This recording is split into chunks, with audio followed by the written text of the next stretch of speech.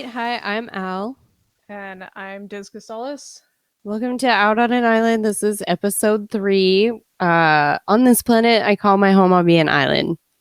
Which basically we're discussing the topic of isolation and all of the different ways that applies to being a human being, particularly right now in this day and age, particular time in history. It's a crazy time. We've been skipping the land acknowledgement and saving it for the end, but we're going to do it at the beginning today. It's a beginning kind of thing to do. Yeah. So we would like to take this time to acknowledge that we are on native land and that we ourselves are not indigenous to this native land. Yeah, and we're in Hawaii. We're in Hawaii Islands on the big island of Hawaii, which is land that was once it belonged to the Hawaiian people. It still does. We just don't treat it like it does, unfortunately, because all kinds of things are happening. That's a really great way to segue into.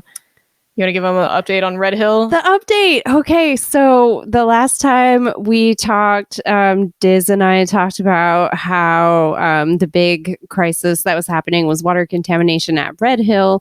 And there was these legal battles. Like the Navy was like, we're not giving up our stuff. We're not going to stop holding jet fuel, basically, that's leaking into water.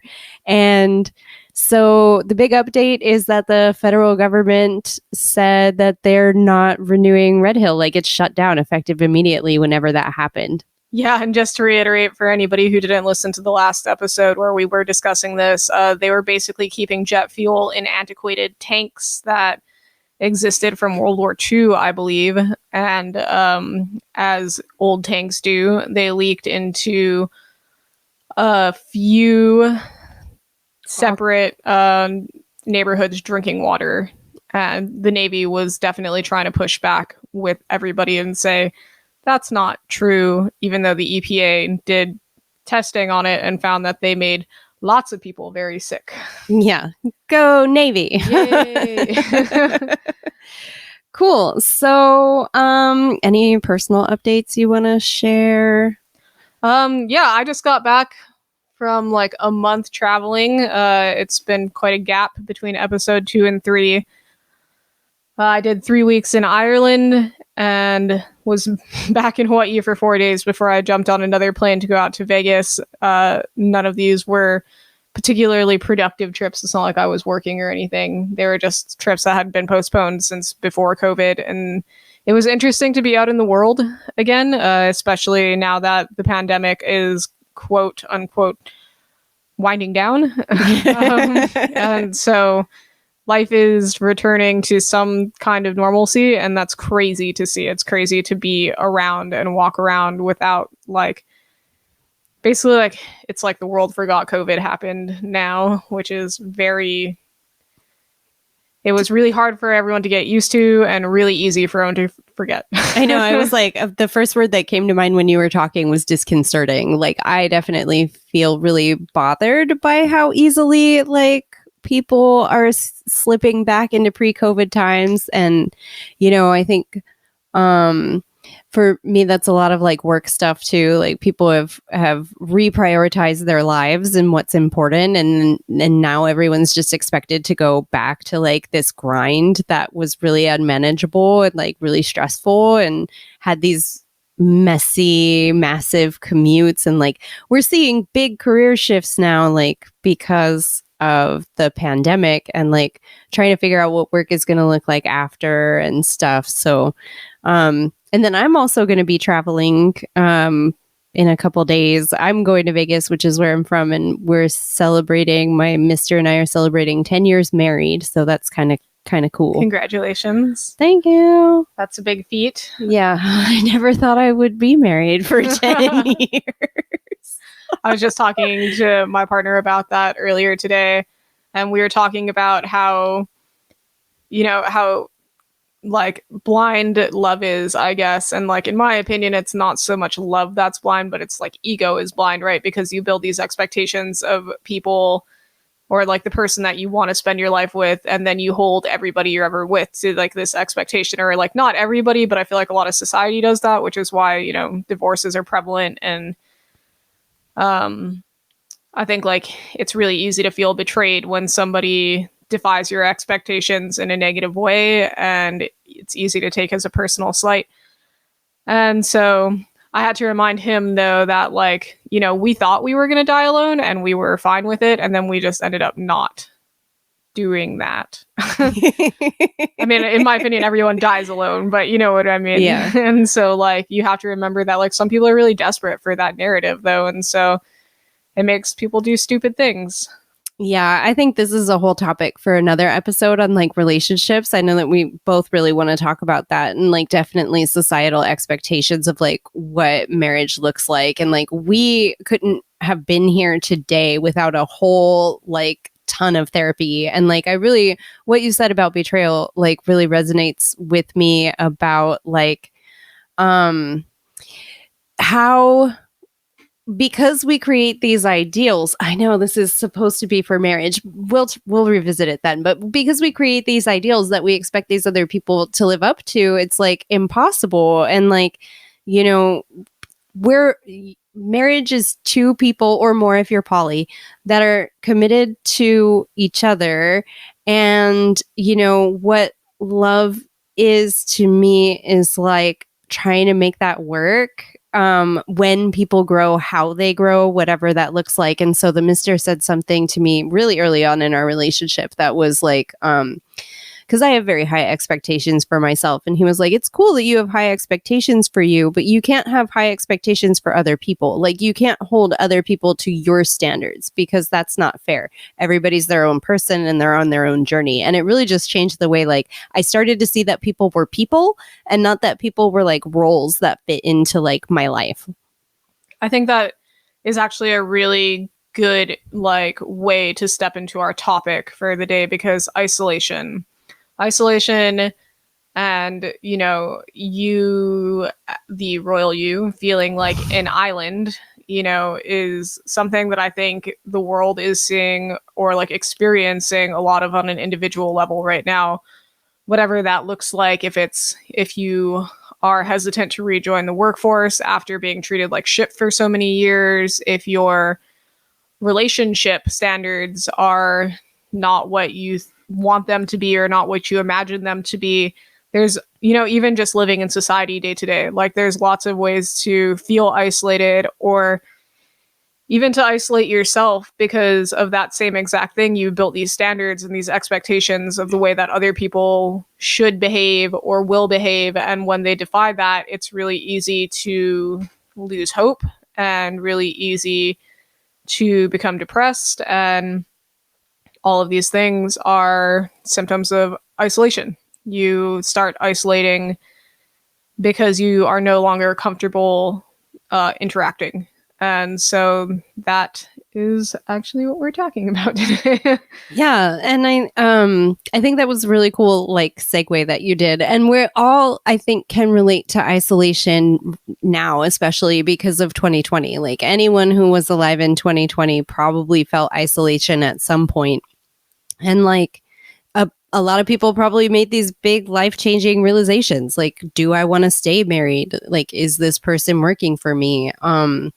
Do I want to stay working where I'm working? Do I want to live where I want to live? What is life going to look like when it does like resume to quote unquote normal, which is where I think we are supposed to be now as a society, is normal. Or like where we like to think we're getting back to, which I don't know like what foothold we thought we had or like what master narrative we thought the world was following before COVID hit, but I think we all probably had an idea of one, and that shattered for everybody the second that we realized that like, oh shit, crazy things happen out of nowhere and they're completely out of my control. And now the best thing that I can do is to try to keep everybody else around me safe. And I mean, you know, the people I like to surround myself were definitely under that impression during this pandemic. But that was not, you know, the agenda for everybody. And I think like I mentioned to Alicia, before we had started recording today, that like, it's really easy to self-isolate when you feel like, God, everyone around me is stupid, and like that sucks to think of your fellow man that way, because like at the end, like we are all in this together. If COVID showed us anything, it's that we should be, if nothing else. Climate change, all of these things are prime examples of why we should be in this together, and how easy it is to feel like you just don't want to participate anymore. We were going to discuss, normally we'll do like a news update and just talk about current events at some point early in the episode. And today when we were discussing how we were going to do that, it really came down to like, what do you want to talk about? And it's kind of like, nothing, like, since I've been back in the United States, especially, I've been avoiding the news, because I just, holy shit, what do you follow? I mean, and in that way, that's isolation, because I'm no longer interested in what the world has to offer me in terms of like current events, because who do you trust? What do you trust? Do you even want to hear it? Can you function throughout your day like in a mentally healthy way with all of the dramatics that are being broadcast at you every second? Yeah, you were talking about how the news right now gives you a lot of anxiety because there's a lot of uncertainty. The narratives that are chosen to be pushed are rising gas prices, possible World War III. Like, there's not a whole lot of things to really like look forward to, or that are even in your control. So like, when you were talking about anxiety, like how the news gives you anxiety, that really resonated with me. I don't like to listen to the news for that reason. Like, if I want news, I'll like I don't know, I was gonna say I'll seek it out, but it's like I don't. And I do find that it's isolating because people have these concern, like it's a shared network of concern.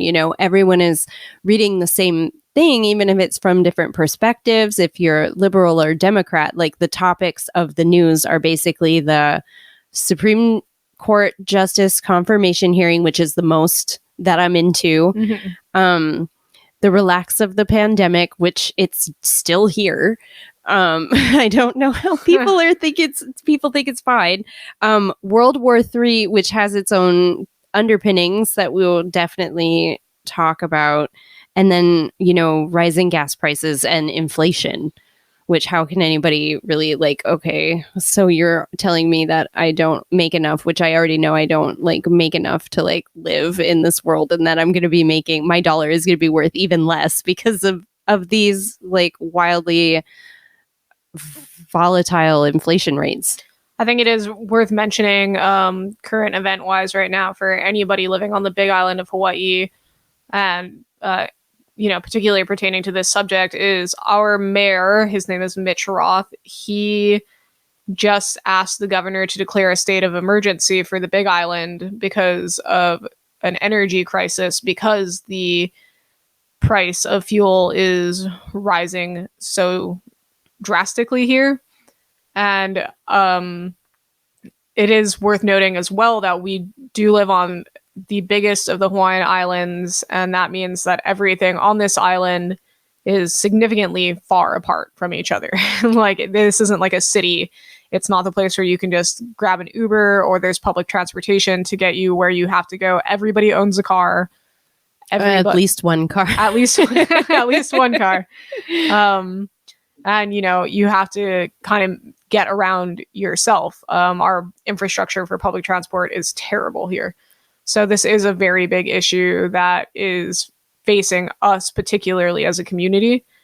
Can we just pause for a second? So like, I didn't know that. That's how much out of the news loop I am. The most local thing that I know is like the Hawaii Authority for Transportation or whatever, declined a bonus of $25,000, which is like so awesome.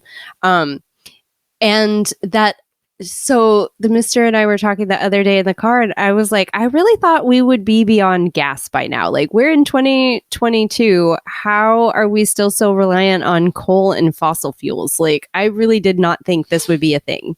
I mean, my hopes, and as somebody who works in the environmental field particularly, is that this is the death rattle of a dying age, and this is, you know, people trying to claw at what was comfortable and what made them rich for so long. And so this is like the inflation on gas prices and all of that, because like even with like some of the biggest corporations for like vehicles and that industry right now are starting to make electric cars, electric trucks, you know, like I think that we are starting to see this like shift towards a new way of at least powering vehicles. And I mean, not just vehicles, you know, solar, all kinds of things for home energy. And so I'm hoping that this is like the death rattle of a dying generation, you know, where it's a bunch of fucking old white lobbyists that are trying to keep themselves rich.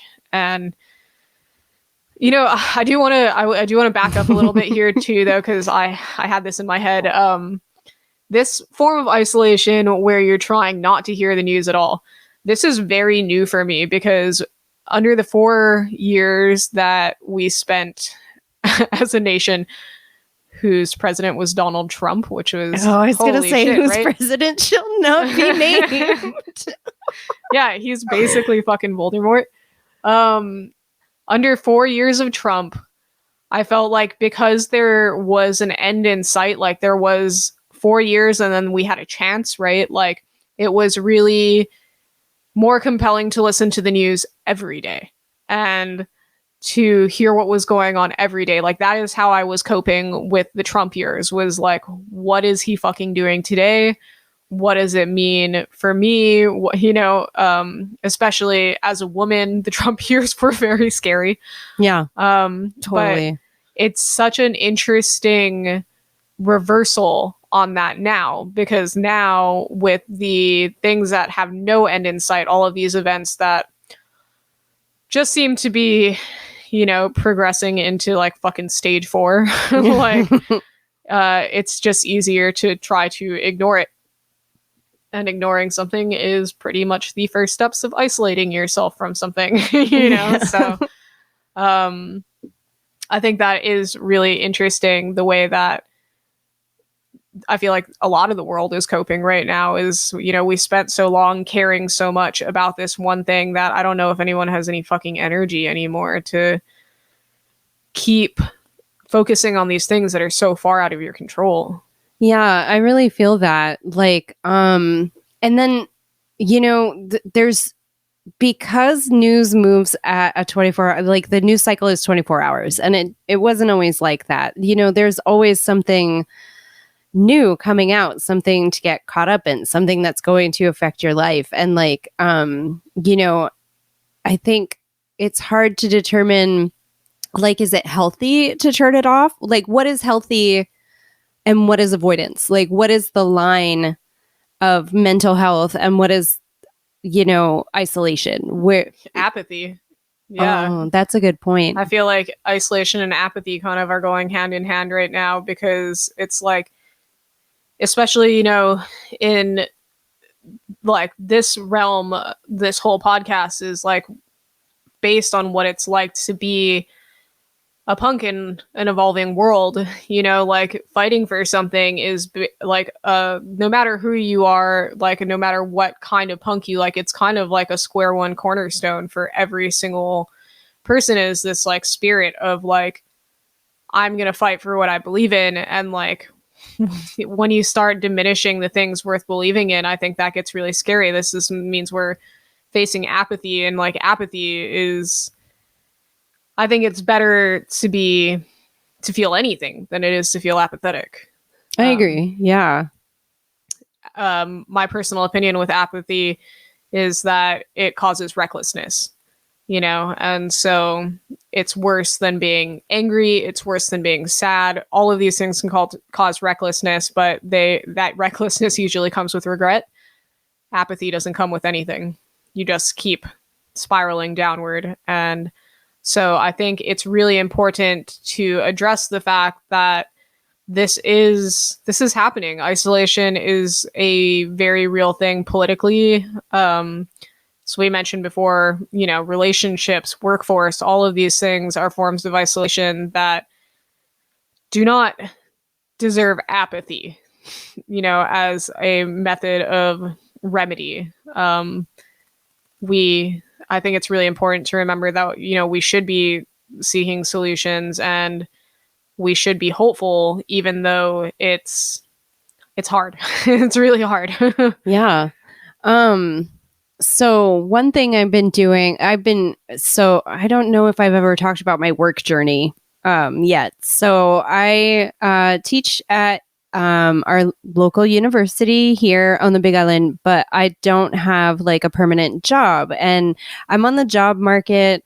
And it's tough. Like, on average, people are on the job market for 3 to 6 years before they get a tenure track job, which is like one that gets you, benefits and stability and lab money and like all this, stuff that people think of when they think of professors. And I'm fortunately able enough to do like a lot of that stuff,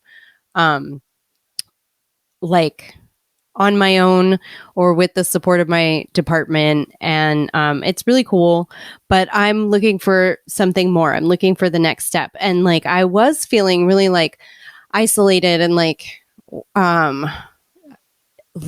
so just fucking depressed. Like, why doesn't anyone see my value? And then like something happened, and I can't even pinpoint the thing that did it, but something clicked inside me, and it was like, you used to forge your own path in life and you didn't give a fuck about what people thought about you. So like, what's changed that you are literally begging for less than you deserve, and no one's giving it to you, and then you are feeling bad about yourself.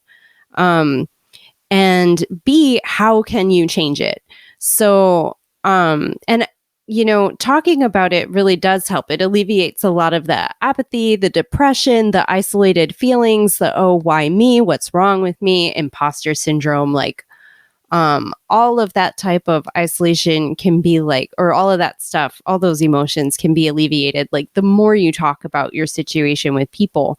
So like one thing I've been doing aside from relying on friends is I've been just boldly reaching out to people on LinkedIn, like total strangers, like, hey, I'm a person that's looking at leaving academia.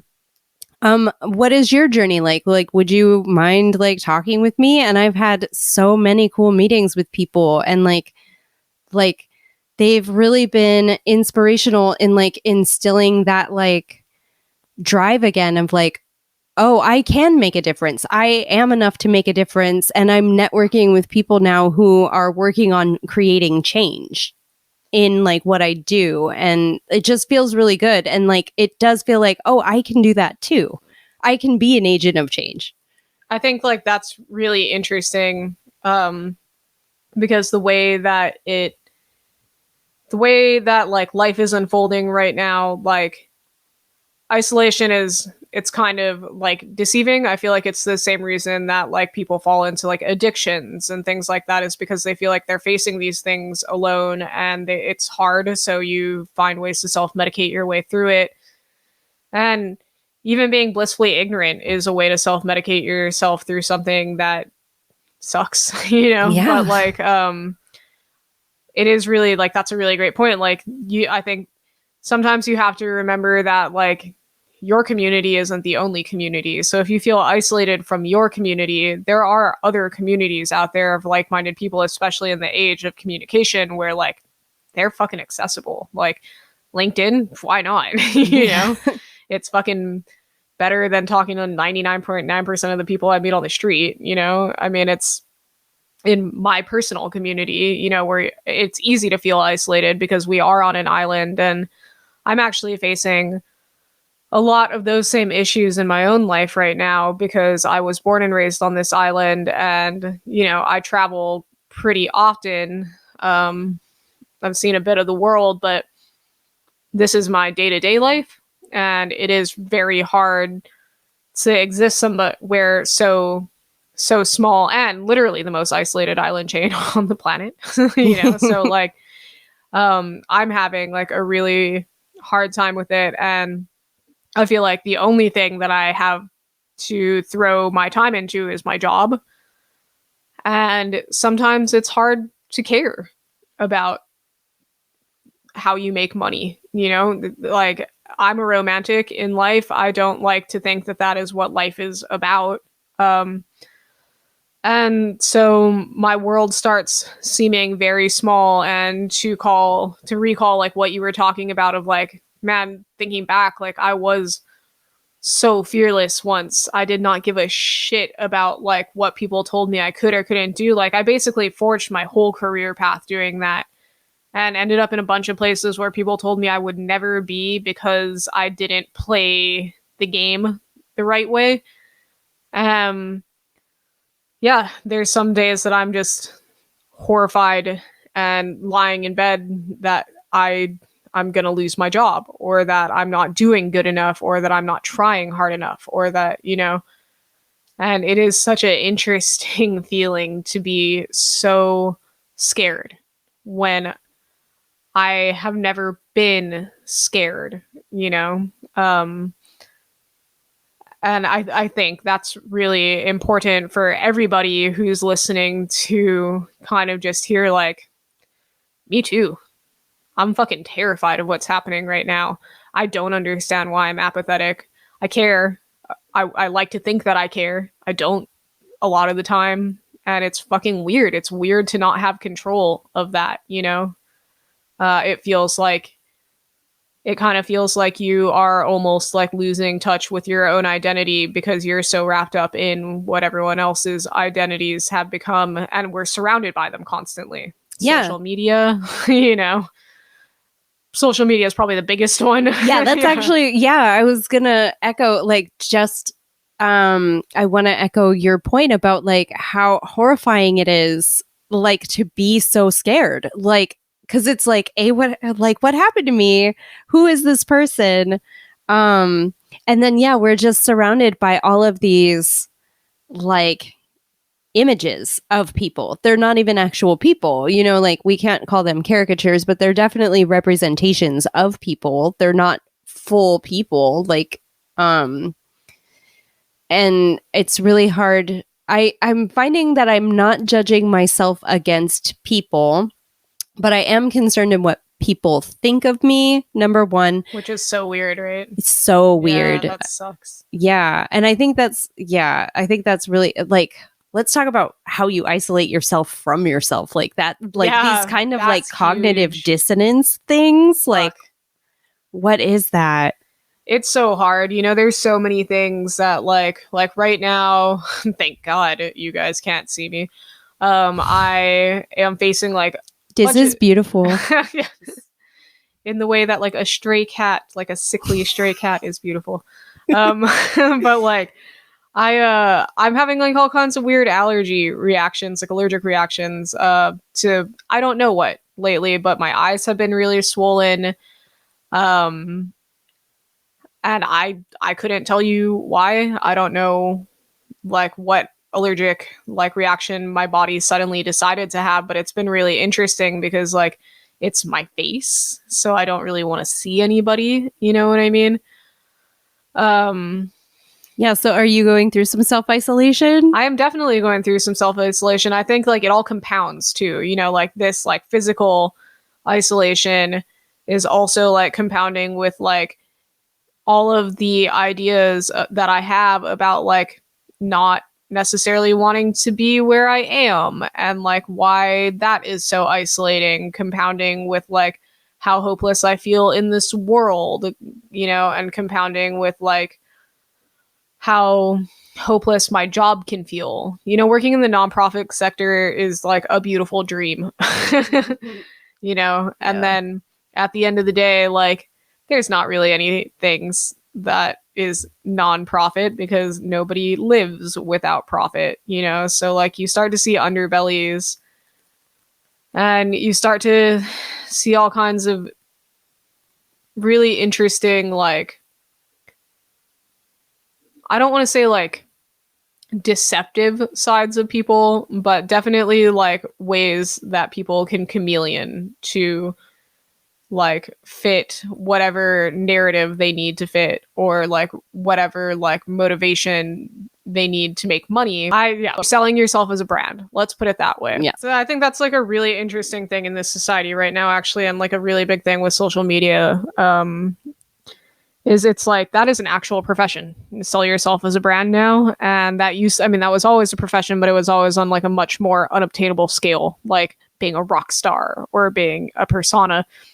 Now you can just be a persona every day of your life, and if you work hard at it, you can make money doing it, and that just means that you're showing the best representation of yourself to everybody all the time. But I think like when you have to do that 24/7, it comes with like a certain element of desperation. And it's the desperation to keep your comfort. It's the desperation to keep money flow. I mean, it's all of these different desperations. So like, I think working in the nonprofit sector, it's really easy to feel hopeless when you recognize that these people they're people, they're human beings, and at the end of the day they have kids to feed and they have bills to pay and they have lights to keep on. It makes it hard to believe in the dream when you realize, when the dream quantifies into human beings. And I think that's true for so many of the reasons that we feel isolated as human beings in general. Climate change is a really easy way to feel isolated because you can do everything you can possibly do. You can homestead, you can never produce any trash, you can recycle, you can do all of these things that are helpful, but if no one else is doing them, then doesn't matter. And I think that is like a form of isolation as well. And I feel like that is definitely something that comes career-wise in my particular field, is like, even if you're doing everything that you say you believe in, unless you can get everyone else on board, these things are superfluous. Totally. I remember this conversation was like years and years ago, but it was about eating meat, right? Because I eat meat. I prefer to be paleo. I like to just eat meat and vegetables, but I also have a sweet tooth, so that's kind of a problem. But one of my roommates was like, if just everyone in the world was vegan, and it was like, well, not everyone in the world is vegan. And not only is not everyone in the world vegan, this tangents to a more recent conversation with a different person, but some people have allergies. Like, I can't eat wheat and I can't eat soy and I can't eat these things that would make it way easier to be vegan if I could eat them. But like, so then it feels isolating, like, oh, my body is making me not able to be enough to make a difference. Like, oh, what's wrong with me, in quotes, like it just, nothing's wrong with you if you're a vegan and nothing's wrong with you if you're not vegan. But just that kind of comes up. Yeah, it's really easy to put yourself in a box like that, because when I think that's like the scary thing about having a community or any kind of network that you participate in on a daily basis, because when you start to realize that there's differences within, and that human beings are human beings and they are going to be judgmental and they are going to be opinionated, then like for me, like as on a personal level, like it is really hard for me to deal with other people's emotions, particularly when I do not value them, like, and that's really in general, or the person that's having them? Like, do you not value emotions in general, or do you not value the people? That is a case by case basis, like sometimes you can value the person to the fucking moon and back, but they're having a really stupid emotion, and like it's not that emotions aren't valid, but I do think that there is like something to like remembering that they are momentary, right? So like, even if that feeling that you're feeling right now is very, very strong, it might not matter next week, or it might be totally different next week. So there are very like, I don't know if that's maturity. I don't know if that is just self-reflection or what skill set that is that enables you to like remember that like your emotions are not as important as they feel when you're having them. Not 100% of the time, but I feel like we could benefit from remembering that, because all of these this social media interaction, this serotonin boosting fucking online arguments about this and that. You don't really care about that. You care about it right now because somebody on your computer screen said something that you disagree with, but like, does it affect your life in any way? Not really. All you're doing is raising your blood pressure, boosting your serotonin for a second, being mad about it, and then walking away from it. That's fine. I mean, but like, what does it mean? You know, like, is it a positive experience? Probably not. You know, are you actually enjoying that experience? Probably not. It's just something to engage in. And that's like just another one of those things that like makes you feel like everyone around me is stupid. Yeah. There's a couple of points I want to make on that. I really appreciate that remembering like that emotions are fleeting. They are fleeting. But if someone is constantly making you feel inferior, they're hurting you, they're disrespecting what you say, and you feel bad, you feel hurt, you feel sad all the time, like that is not something to be discounted. And it's not solely because of the emotion. It is because of the person's actions behind it. So I want to like echo and swivel. Like I think like that is totally fair to say, and I think a good way to like divide those two categories is like between a fleeting emotion and an emotion worth taking seriously is how often you're experiencing them. Yeah. Because like I said, like with like these little serotonin boosts, kind of like emotions that we like to have as little animals on this planet, a lot of the time they don't matter, you know? So it's like, there is a way, like, how often do you experience this one particular emotion? Are you experiencing it every day? If you're experiencing anger every day, well, you probably have a problem. You know, if you are experiencing sadness every day, you have a problem. Like, and they're valid. There's nothing saying that they're not valid and they're not worth, you know, investing time into. But I feel like that's the difference between like being able to look at yourself on a daily basis and then looking at life moment to moment like we do right now when everything is on the clock 24/7. It gets hard to even remember what you felt yesterday today. Yeah. So in therapy, because I go to therapy like almost every week. I go either for individual therapy or couples therapy. So we have a week where we don't have therapy, but 3 weeks out of the month we have therapy. And it was really interesting because like I thought I was doing a good job expressing my dissatisfaction with life. I thought I was doing a good job at trying to change like where I'm at in life. And like, but my mister just like the day before I had individual therapy for the first time in a while, he realized I was unhappy.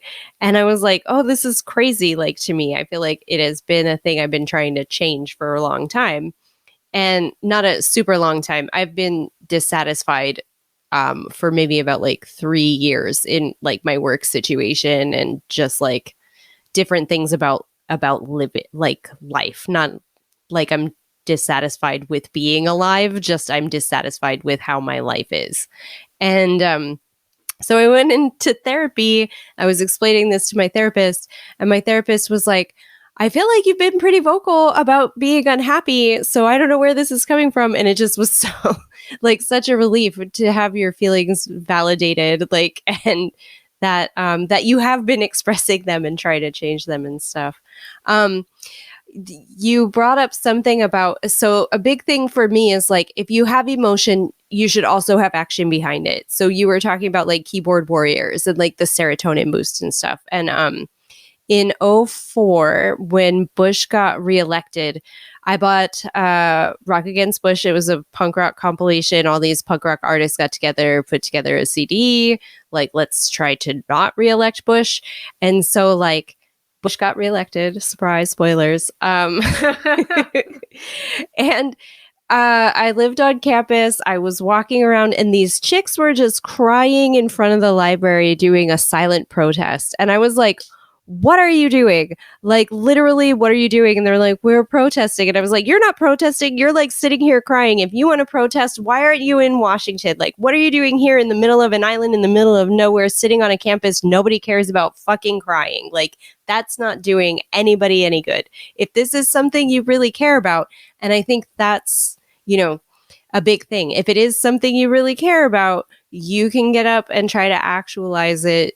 You know, you can try to connect with people in these communities who, you know, do what you're interested in, even if they're strangers. Don't be afraid to reach out. Guaranteed people will want to reach back, you know, like, just don't sit in front of a fucking library in the middle of nowhere and cry about it. I think that brings up like a really interesting, like a point that definitely applies to like, you know, punk rock in terms of like a culture and just applies to being a human being. Sometimes it's not just feeling like an island. Sometimes people want to feel like an island. They want to believe that they're different. They want to believe that they are, you know, this subculture, this thing that is not agreeing with, you know, I mean, that's how fucking QAnon happened. That's how all this fucking bullshit happens. It's so silly. I know more than you. Yeah, exactly. I'm out of the loop. I'm enlightened, you know, and it's very silly because like that kind of isolation is dangerous. Like that means that you have put yourself on some kind of fucking pedestal where you think that you are brilliant and for some reason the rest of the world has not caught up with you. That's crazy to me. But like that's very real, you know, and like I would like to remind everybody that like you are not unique in your tragedy.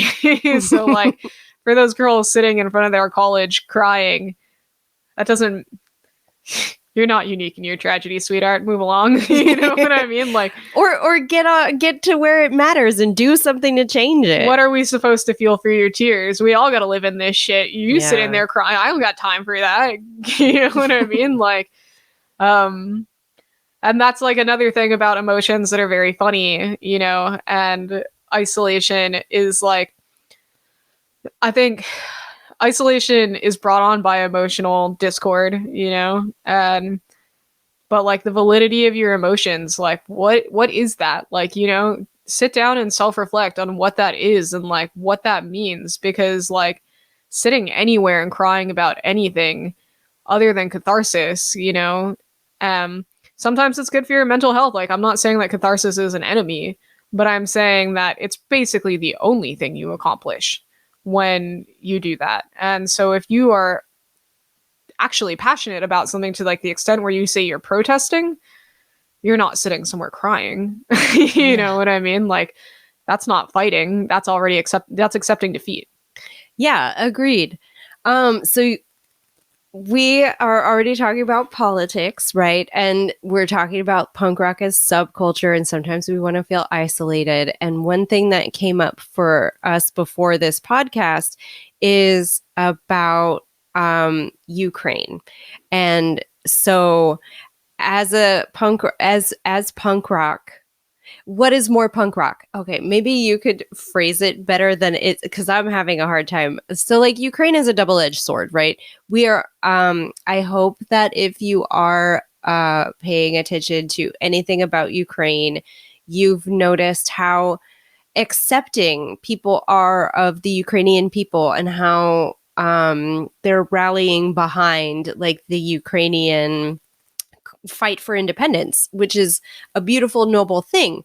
But what you may not have noticed is how it is in contrast to other countries and people who are displaced, and we didn't experience this same support with Syrian refugees or with the Uyghur people, or there was another with the thousands of South Americans that came to our borders during the Trump years that we fucking put in cages, by the way, are still there. We still have kids in cages, everybody. I'd like to remind everybody about that, because this is one tragedy that is in the news right now, the Ukrainian fight for independence. I'm with you, Ukraine. I'm fucking with you. But I don't think that it should be our sole focus. If you're going to care about one thing, you should care about everything. Yeah. So the way that we are treating, the way that the world, because not we personally, the way that the world is treating the Ukrainian refugees is really the way the world should be treating all refugees. We should all be opening our borders. We should all be accepting trains on the hour in Germany, like for our neighbors. You know, like people shouldn't have to die in boats hoping that you will like let them on the shore, you know, of your country. And so we were talking about, okay, so what is not what is more punk rock, but yeah, like what is more punk rock? Is it more punk rock to be like, oh yeah, let's amplify all of these Ukrainian causes and businesses and stuff? Or is it more punk rock to talk about like the racist aspect of this? Because literally it's because they are white people and they look like us. And so of course we're going to accept them because they look like us. So just remember Ukraine the next time there is like an issue of invasion or, you know, displacement, a slaughter or genocide of like any kind of people, and you know, kind of be cautious about how it's projected in the media, how open borders are for them, you know, stuff like that. So Yeah, I mean, I think that we really danced around like the idea of mentioning Ukraine in this episode because I understand that it is very near and dear to lots of people's hearts. We have a lot of immigrants in this country, or a country of immigrants. You know, even when I was in Ireland, there were protests outside of churches. There was protests all over the place for Ukrainian independence. And I mean, obviously, fuck Putin, right? Like the guy's a real fucking dick. And I think like the world can agree on that. But like, it's really beautiful that the world can agree on that. It's really fucked up that we can't agree to treat everybody like this. yeah. And I understand that it's really easy to look at somebody who looks like yourself and not feel fear of them.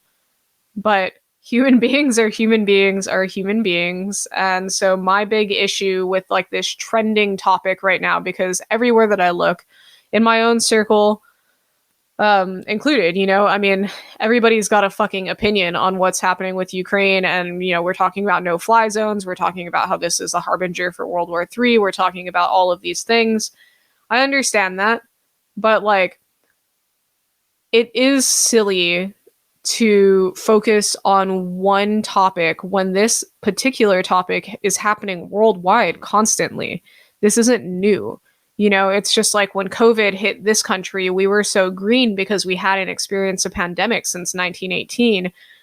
Suddenly it was like, oh, they're taking our rights away. They're making us wear masks. They're doing all these things. My fucking liberties, my liberties. But like, Asia was pretty quick to put on their masks and be like, well, we've been through this before, you know? Yeah. And so I think like that's a really interesting like way to demonstrate like the willingness and unwillingness when something is familiar and when something is, I don't want to say new because it's definitely not new on the planet Earth, but just unfamiliar. Yeah. When you brought up my liberties, I got so heated inside, which is like angry kind of. Because I was thinking about how they appropriated my body, my choice. So like you can literally say that you're not going to wear a piece of cloth. This is really going places. You can literally say that you can't wear a piece of cloth on your face because it oppresses your right as a human, but you won't let people have abortions, you know, which is where the phrase originated from. And literally we're going through all this other stuff that hits closer to home with like the trans kids.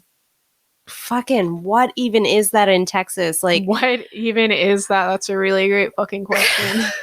like yeah, like in Texas, trans kids parents or anyone, they're trying to do this weird panopticon shit. So like a panopticon is like where we all are policing each other. It's a part of surveillance, which is like we are the surveillors and we report the surveillance. And so we officially or effectively are the system. We are the system. And Texas is really taking that to extremes. As they do. Yeah, with Oh, if even someone drives out of state and you heard them say that they got an abortion, like it's literally your responsibility as a citizen to like report them.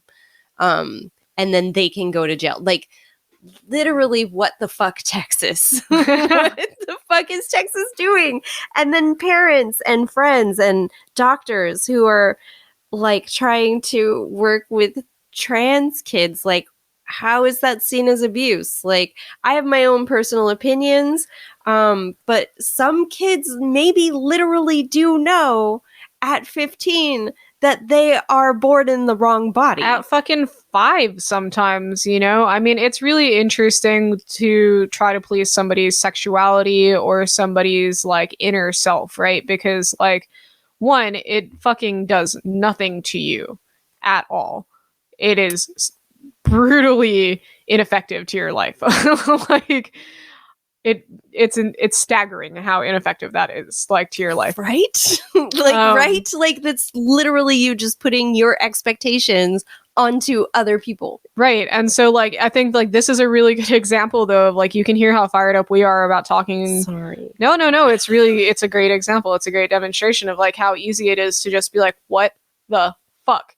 And like with that kind of like emotion, because like we all know that it is like unhealthy to just be pissed all the time. You know, it is easy to shut off. It is easy to be isolated. But like if we're isolated in this circumstance, then like we let them isolate trans kids in Texas. Yep. You know, and like that's like the danger of apathy. It's a revolving fucking door here, like of you can't let the people who do give so much of a shit about something so pointless beat you down into not caring at all. And I feel like that is happening in my life. I feel like it's happening in a lot of people's lives around me. And I feel like that mentality, although like in the guise of like what's healthier for you, is not healthy for like the benefit of the world. And like we have to remember, like Alicia was saying, you know, she's reaching out to strangers on LinkedIn. She's finding this community like that still exists, and we can't like let people tell us that doesn't exist. Just like, you know, Ukrainian refugees and the independence fight happening in Ukraine. Maybe we should open conversation with other refugees because of this. Maybe we should recognize how shitty this might be for other countries and other cultures that are experiencing this exact same prospect that we are so willing to give a shit and put in the news every day for Ukraine, but we will not even bat an eye at for anybody else who might be of a different skin tone. And I think that speaks to isolation a lot of why being an island maybe is only healthy for a little in small doses, you know? Yeah, I definitely see that. And then also the bombardment of all of this information, all of this stuff you can't control does contribute more to that feeling. And you know what? Just reach out. Like if you're feeling like I'm really overwhelmed by all of this stuff I have no control over, like who is a safe person that you can reach out to? Who are strangers that you can identify with? Maybe where can you volunteer your time? Which one of these issues is the one where you want to explore or are passionate about, or, you know, like want to help change or whatever, like, and start trying to make those connections, as scary as that is, you know, like isolation is terrifying and the world isn't doing anything to make it any better every day through media, but you have agency. You have agency to end your own feelings of isolation. Yeah, absolutely. And like I do want to call attention to the fact that, like, you know, as we speak on this podcast about these things are things and like realizations that we are coming to for ourselves as we are, you know, preaching them, or however you want to say that. Like we also like talking about this is like our form of like coming to terms with this, you know? And so like that is only speaks to like the point of like that's why speaking is important. Like don't isolate when you have to, catch your breath, but like don't let somebody silence your voice, and don't feel like fighting isn't enough anymore. It always has been and it always will be. And even if we're all fucked and the world is hopeless, like I guess really think about the way like you want to think about your life and how you spent it. Yeah, you don't have to spend it like the traditional punk rock way, just like drunk and fucking on drugs and like high in a room or on the street or like whatever people think of when they think of punk rock. Like you are a full person who deserves a full experience, a full human life. And like, I mean, sure, if that's what you want to do, you want to do drugs on your fucking carpet, that's awesome. But like, if that's not what you're about, like, we, you know, support you in changing that. I think it's just one really interesting thing to kind of like top this off here is fuck society only goes so far, right? You can say fuck society as long as you want to, but in the end of the day, society is made up of lots of things. And like Crass had a really good lyric about this in Big A Little A when they said systems aren't just made of bricks, they're mostly made of people. And so you need to try to relate to the humanity. There is still humanity, even though it does not feel like that exists. And so isolation is positive and negative, but don't let the world isolate you from the world. Let's put it that way. Don't let negativity isolate you from the positive. Yeah. And so on that note, some organizations we'd like to recognize include the nonprofit Punk Rock Saves Lives, which is, they say they're a catalyst at events for the punk rock community to start focusing on health concerns, equal rights, human rights, and more. And this is a little bit more broad. I mean, I am going to reference Doctors Without Borders. But in general, look out for the civilians, I guess, the organizations in life that are trying to do good by humanity as a whole and not by an agenda. There is quite a few out there. And a really good example of using your own skill sets and your own talents to do something that is, you know, not necessarily for profit and it's kind of a thankless job, but is very massively rewarding. Important. Yeah. And important, you know, you want to talk about heroes every day. Every day. All right. Well, again, this the title came from the song Lubricating the Revolution by Strung Out. Yeah. All right. Have a good night, everybody. Bye.